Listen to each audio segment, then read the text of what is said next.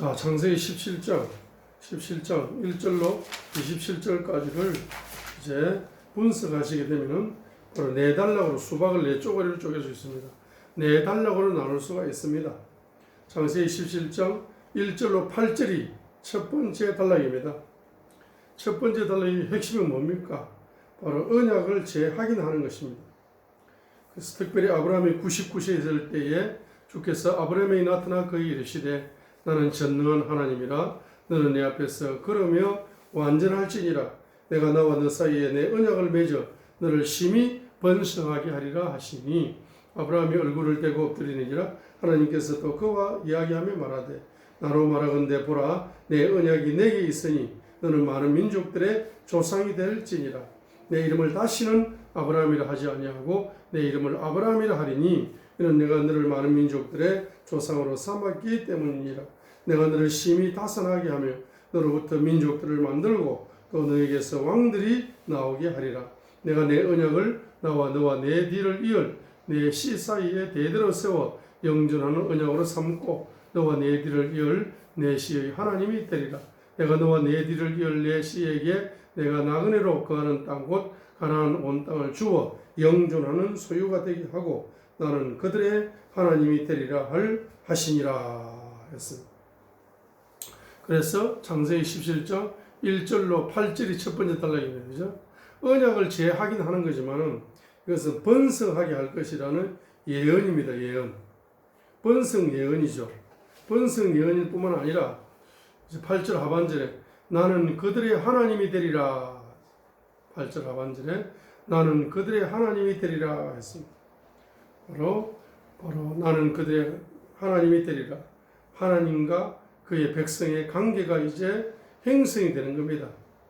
하나님은 거룩하기 때문에 그 백성이 거룩한 백성이 되어야 하나님과 관계가 형성이 될 수가 있습니다. 그래서 거룩한 백성이 되기 위해서는 죄악과 분리되어야 될 뿐만 아니라 하나님께 순종하고 헌신해야 되는 겁니다. 두 가지를 해야 되는 거죠. 두 가지를 해야 됩니다. 나는 그들의 하나님이 되리라. 하나님이 나의 하나님이 되려면은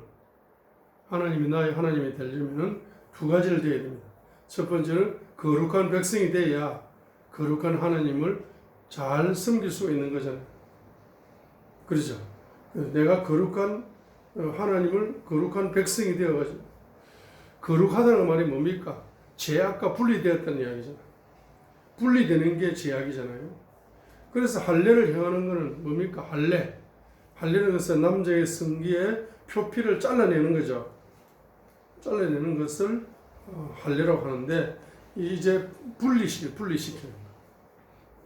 겁니다. 왜? 거룩한 하나님을 잘 섬기려면 거룩한 백성이 되어야 되는데 거룩한 백성이 되려면 거룩하다는 것은 죄악과 분리되는 것을 이야기하거든요.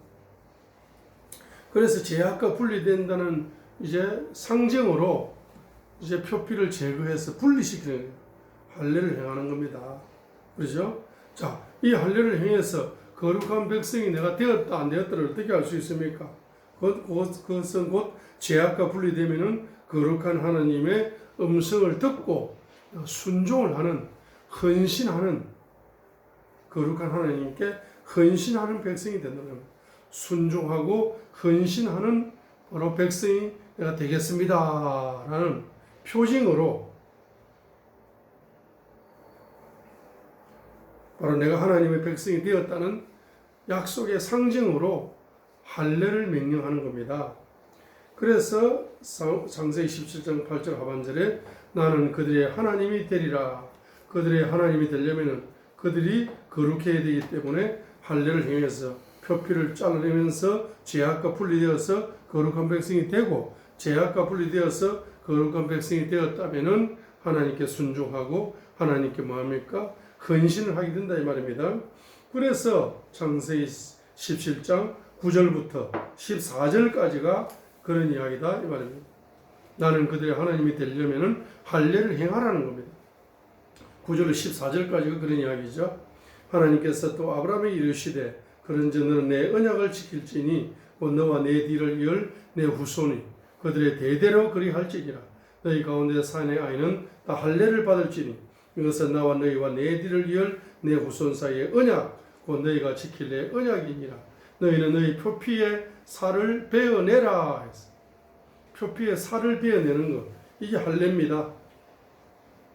그것이 나와 너희 사이에 맺은 언약의 정토가 되리라. 너희 대대로 모든 사내 아이는 집에서 태어난 자든지 또는 내 집에서 난 자가 아니라 타국인에게서 돈으로 산 자든지 난 지 8일 만에 너희 가운데 할례를 받을지니라 했습니다. 그래서 태어난 지 7일이 지나고 이제 8일이 되었을 때 8은 부활과 새 질서를 상징하는 숫자라 그러죠. 8은 부활과 새 질서를 상징하는 숫자가 8이라 그래야 해요. 그래서 레위기 12장 3절에도 있는 것처럼 바로 태어난 지 부활과 새 질서를 상징하는 숫자 8일 만에, 그래서 레위기 12장 바로 뭡니까? 3절 2절 1절 주께서 모세에게 말씀하여 이르시되 이스라엘 자손에게 말하여 이르라. 여인이 씨를 숫대하여 사내 아이를 낳으면 이래 동안 부정하리니 곧 분리하는 날들과 같이 너희가 자기의 연약함으로 인해 부정할 것이며 여덟째 날에는 그 아이의 표피 살을 베어 할례를 행할 것이요 라고 레위기 12장 3절에서 8일째 되는 날에는 그 아이의 표피 살을 베어서 할례를 행하라 라고 레위기 12장 3절에서 다시 한번 명령하고 있는 것처럼 창세기 17장 12절에 태어난 지 8해가 되면 너희 가운데 할례를 받을지니라. 13절 내 집에서 태어난 자든지 내 돈으로 산 자든지 반드시 할례를 받아야 하리니 그리하여야 내 언약이 너희 육체에 있어 자 영존하는 언약이 되리라 했습니다. 자 영존하는 언약이 되리라. 내 언약이 너 육체에 있다. 언약이 육체에 있어서 영존하는 언약이 되리라.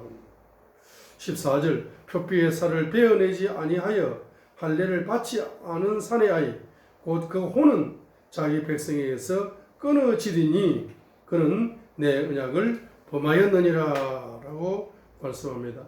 그래서 바로 창세기 17장 1절로 8절에서는 번성 예언을 해주시면서 8절 하반절에 나는 그들의 하나님이 되리라. 거룩한 하나님이 되려면 거룩한 하나님을 섬기려면 거룩한 백성이 되어야 되고 거룩한 백성이 되려면 죄악과 분리해야 돼요.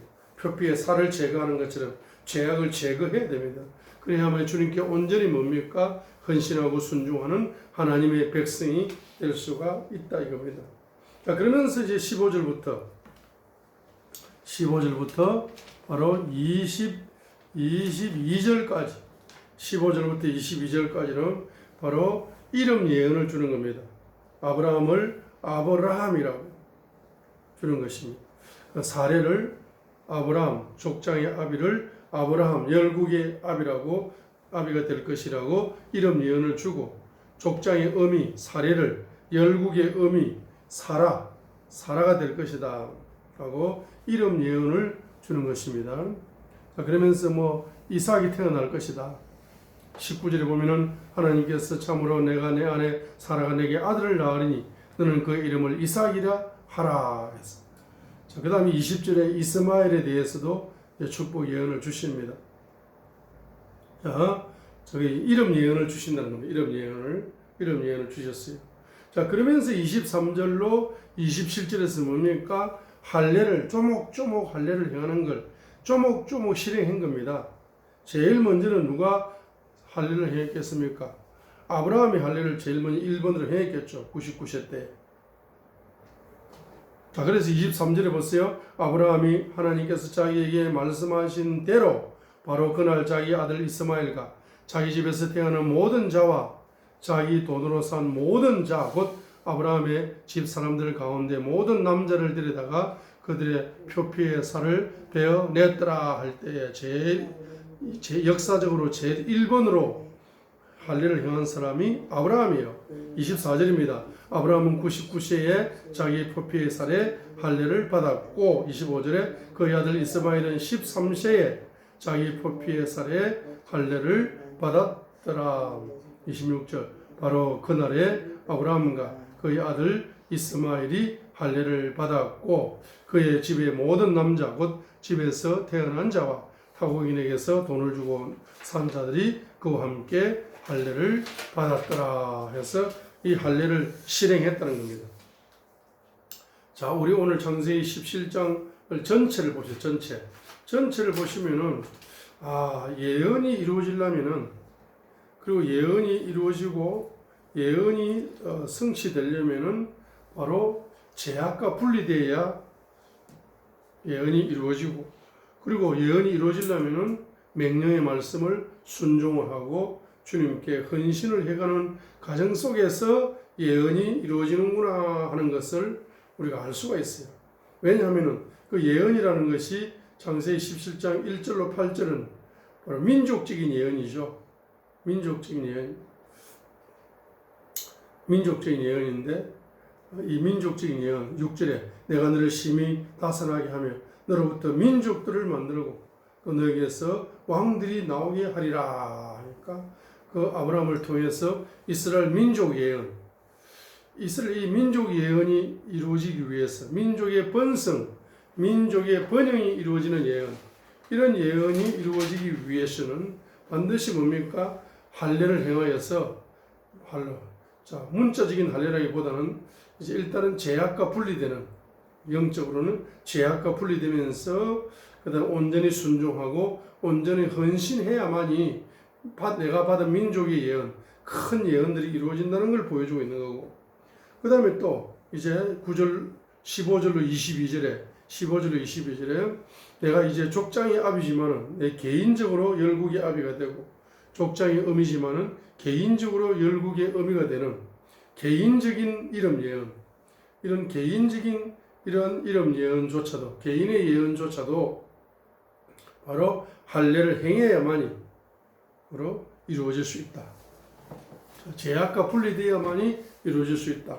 온전히 주님께 순종하고 온전히 주님께 헌신해야만이 이루어질 수 있다는 것을 지금 이제 문자적으로 창세기 17장에서 우리가 발견할 수가 있는 것입니다. 이 예언 성취의 기초다. 예언 성취의 기초는 죄악과 분리되는 것이고 주님께 온전히 순종하고 온전히 헌신하는 과정 속에서 바로 뭡니까? 이 예언이 뭐 할 수 있다? 성취되는 기초가 열린다는 것을 창세기 17장에서 보여주고 있습니다. 그래서 바로 전쟁에 승리하기 위해서 어떻게 됩니까? 특별히 전쟁에 승리하기 위해서 반드시 이제 여호수아 이제 3장에도 보게 되면은 여호수아 5장이죠 5장. 여호수아 5장에도 보게 되면은 이제 40년 동안 광야를 방랑하면서 태어난 이스라엘 2세대들은 2세대가 바로 할례를 행하지 못했습니다. 태어난 지 8일 만에 할례를 행하라 했죠. 태어난 지 8일 만에 할례를 행해야 되는데 이스라엘 1세대가 40년간 광야를 돌면서 어린애들이 태어났습니다. 1살부터 40세까지가 이제 이스라엘 2세대입니다. 그럼 1살부터 40세까지가 이스라엘 2세대가 40년을 방랑을 하면서 광야를 돌아다니다 보니까 할례를 행하지 못했습니다. 그 할례를 행하지 못했기 때문에 이 할례를 행하지 못한 상태에서 전쟁을 하게 되면은 전쟁에 패배할 수밖에 없는 겁니다. 그래서 영적 전쟁에 승리하는 가장 기초가 뭡니까? 할례를 행하라. 지금 이 어마어마한 가나안 족속들과 전쟁이 벌어지는 그 최전방에서 할례를 행하라는 명령을 내렸다는 것은 우리가 상상을 초월하는 명령입니다. 전쟁하는 것보다 더 중요한 것은 할례를 행하라는 겁니다. 그래야만이 가나안 땅을 뭐할 수 있다. 정복할 수 있다. 우리가 영적 전쟁에 승리하기 위해서는 바로 할례를 행해야 된다는 것을 보여주고 있는 구절이 바로 창세기 5장이라는 겁니다. 죄악과 분리되고 주님의 음성에 귀를 기울여서 그 음성에 온전히 순종해야만이 영적 전쟁에 우리가 승리할 수 있고 영적 전쟁에 승리해야만이 전리품으로 경제를 정복할 수 있어요. 그렇죠?